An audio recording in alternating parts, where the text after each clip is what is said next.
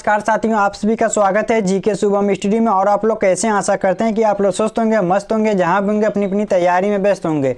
दोस्तों आज हम लोग पढ़ने वाले हैं RRB group D and railway NTPC के प्रीवियस ईयर क्वेश्चन पेपर, जो कि आप सभी के लिए एग्जाम में काफ़ी हेल्पफुल रहने वाला है। तो आप लोग काफ़ी इस वीडियो को शुरू से लास्ट तक जरूर देखिएगा। यदि आप लोग इस चैनल पर नए हो तो चैनल को सब्सक्राइब और लाइक करना मत भूलिएगा, जिससे सभी क्लास का नोटिफिकेशन आप लोग के पास सबसे पहले जरूर पहुँचे। तो चलिए दोस्तों स्टार्ट करते हैं। आज का पहला क्वेश्चन है, निम्नलिखित में से कौन सी आकृति भूमिगत जल से बनी है? दोस्तों बताइए, निम्नलिखित में से कौन सी आकृति भूमिगत जल से बनी है? तो याद रखिएगा, इसका राइट आंसर हो जाएगा ऑप्शन ए। तो कास्ट वीडो आकृति भूमिगत जल से बनी है। तो याद रखिएगा दोस्तों, ऑप्शन ए को लॉक कर लेते हैं।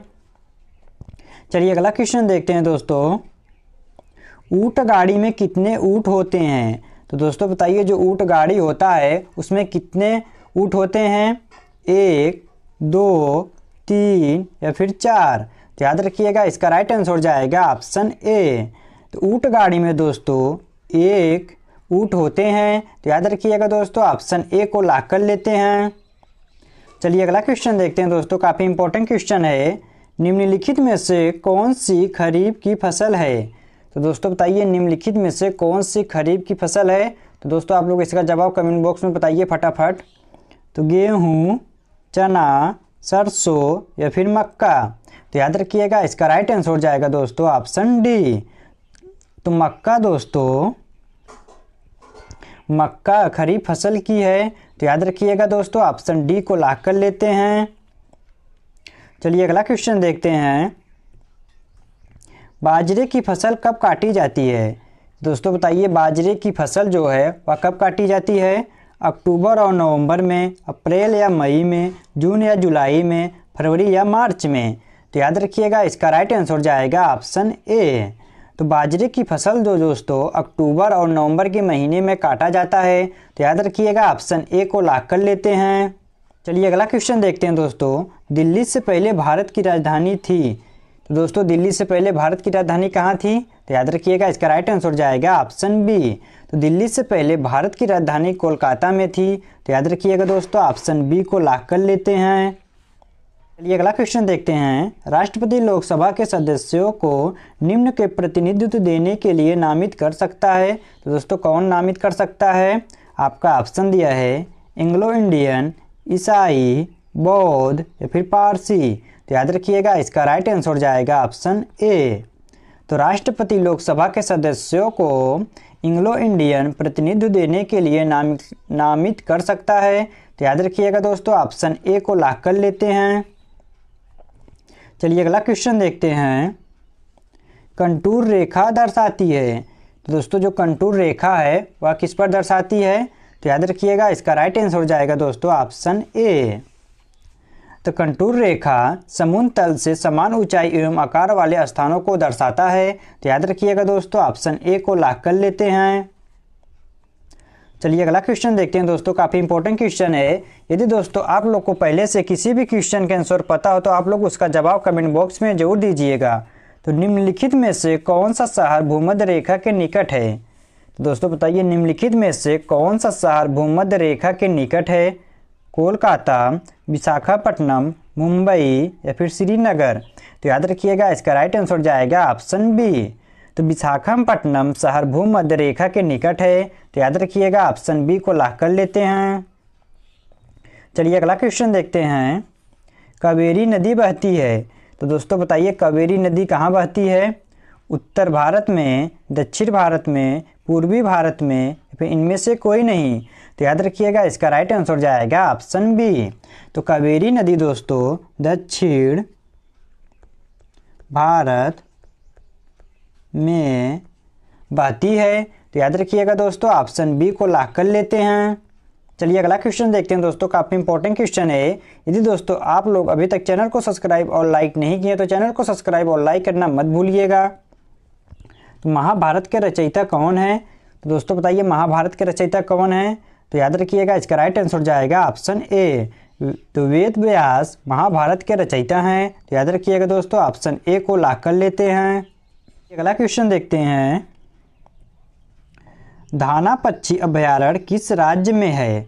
दोस्तों बताइए धाना पक्षी अभयारण्य किस राज्य में है? राजस्थान, बिहार, उत्तर प्रदेश या फिर मध्य प्रदेश? तो याद रखिएगा इसका राइट आंसर हो जाएगा ऑप्शन ए। तो धाना पक्षी अभयारण्य दोस्तों राजस्थान राज्य में ही है। तो याद रखिएगा ऑप्शन ए को लॉक कर लेते हैं। चलिए अगला क्वेश्चन देखते हैं। दल बदल विरोधी कानून पारित हुआ था। तो दोस्तों बताइए जो दल बदल विरोध कानून पारित हुआ था वह कब हुआ था? 1980, 1987, 1985 फिर 1989? तो याद रखिएगा इसका राइट आंसर हो जाएगा ऑप्शन सी। दल बदल विरोधी कानून पारित दोस्तों 1985 ईस्वी में हुआ था। तो याद रखिएगा दोस्तों ऑप्शन सी को लॉक कर लेते हैं। चलिए अगला क्वेश्चन देखते हैं। उज्जैन किस नदी के किनारे बसा है? दोस्तों आप लोग बताइए इसका जवाब कि उज्जैन किस नदी के किनारे बसा है? क्षिप्रा, गोदावरी, कावेरी या फिर भागीरथी? तो याद रखिएगा इसका राइट आंसर हो जाएगा ऑप्शन ए। तो उज्जैन दोस्तों क्षिप्रा नदी के किनारे बसा है। तो याद रखिएगा ऑप्शन ए को लॉक कर लेते हैं। चलिए अगला क्वेश्चन देखते हैं। कथकली किस राज्य का लोक नृत्य है? तो दोस्तों बताइए जो कथकली लोक नृत्य है वह किस राज्य का है? तमिलनाडु, केरल, कर्नाटक या फिर आंध्र प्रदेश? तो याद रखिएगा इसका राइट आंसर हो जाएगा ऑप्शन बी। तो कथकली दोस्तों केरल राज्य का लोक नृत्य है। तो याद रखिएगा ऑप्शन बी को लॉक कर लेते हैं। चलिए अगला क्वेश्चन देखते हैं दोस्तों, काफ़ी इंपॉर्टेंट क्वेश्चन है। यह क्वेश्चन पिछली बार एग्जाम में भी पूछा गया था, इसको ध्यान से देखिएगा। निम्नलिखित में से कौन दो राज्यों की राजधानी है? दोस्तों बताइए निम्नलिखित में से कौन दो राज्यों की राजधानी है? चंडीगढ़, दिल्ली, गांधीनगर या फिर जयपुर? तो याद रखिएगा इसका राइट आंसर हो जाएगा ऑप्शन ए। तो चंडीगढ़ दो राज्य की राजधानी है। तो याद रखिएगा ऑप्शन ए को लॉक कर लेते हैं। चलिए अगला क्वेश्चन देखते हैं। मेगास्थनीज राजदूत था। तो दोस्तों बताइए मेगास्थनीज राजदूत कहाँ का था? सेल्यूकस का, चंद्रगुप्त का, मीनांडर का या फिर चंद्रगुप्त द्वितीय का? तो याद रखिएगा इसका राइट आंसर हो जाएगा ऑप्शन ए। तो मेगास्थनीज सेल्यूकस का राजदूत था। तो याद रखिएगा दोस्तों ऑप्शन ए को लॉक कर लेते हैं। चलिए अगला क्वेश्चन देखते हैं दोस्तों, काफ़ी इंपॉर्टेंट क्वेश्चन है और इजी भी है। बौद्ध के बचपन का नाम क्या था? तो दोस्तों आप लोग बताइए बौद्ध के बचपन का नाम क्या था? गौतम, सिद्धार्थ, महावीर या फिर शाक्य? तो याद रखिएगा इसका राइट आंसर हो जाएगा ऑप्शन बी। तो बुद्ध के बचपन का नाम दोस्तों सिद्धार्थ था। तो याद रखिएगा ऑप्शन बी को लॉक कर लेते हैं। चलिए अगला क्वेश्चन देखते हैं, काफ़ी इंपॉर्टेंट क्वेश्चन है। हिमालय की सबसे उत्तरी पर्वत श्रेणियों को क्या कहते हैं? दोस्तों बताइए हिमालय की सबसे उत्तरी पर्वत श्रेणियों को क्या कहते हैं? हिमाद्री, शिवालिक, हिमाचल या फिर लद्दाख? तो याद रखिएगा इसका राइट आंसर हो जाएगा ऑप्शन ए। तो हिमालय की सबसे उत्तरी पर्वत श्रेणियों को हिमाद्री कहा जाता है।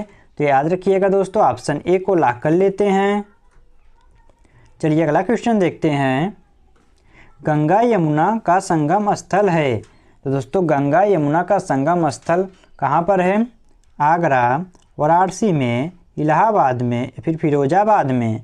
तो याद रखिएगा इसका राइट आंसर हो जाएगा ऑप्शन सी। तो गंगा यमुना का संगम दोस्तों इलाहाबाद में है। तो याद रखिएगा दोस्तों ऑप्शन सी को लॉक कर लेते हैं। चलिए अगला क्वेश्चन देखते हैं। खुदाई खिदम तगार की स्थापना किसने किया था दोस्तों? तो याद रखिएगा इसका राइट आंसर हो जाएगा दोस्तों ऑप्शन ए। तो खुदाई खिदम तागार की स्थापना खान अब्दुल गफ्फार खान ने किया था। तो याद रखिएगा दोस्तों ऑप्शन ए को लॉक कर लेते हैं। चलिए अगला क्वेश्चन देखते हैं दोस्तों, काफ़ी इंपॉर्टेंट क्वेश्चन है और आज का लास्ट क्वेश्चन है। गांव के पशु मेलों में पंजीकरण शुल्क से किसे आय होती है? तो दोस्तों बताइए गांव के पशु मेलों में पंजीकरण शुल्क से किसे आय होती है? ग्राम पंचायत, राज्य सरकार, जिला परिषद या फिर नगर निगम? तो दोस्तों एक क्वेश्चन आप सबके लिए है, जो इसका जवाब आप सभी को कमेंट बॉक्स में बताना है। यदि आप सभी को वीडियो पसंद आए तो वीडियो को लाइक करना, शेयर करना और हाँ दोस्तों चैनल को सब्सक्राइब करना मत भूलिएगा, जिससे सभी क्लास का नोटिफिकेशन आप लोग के पास सबसे पहले जरूर पहुँचे। दोस्तों आप सबसे मिलते हैं अगले वीडियो में, तब तक के लिए जय हिंद जय भारत।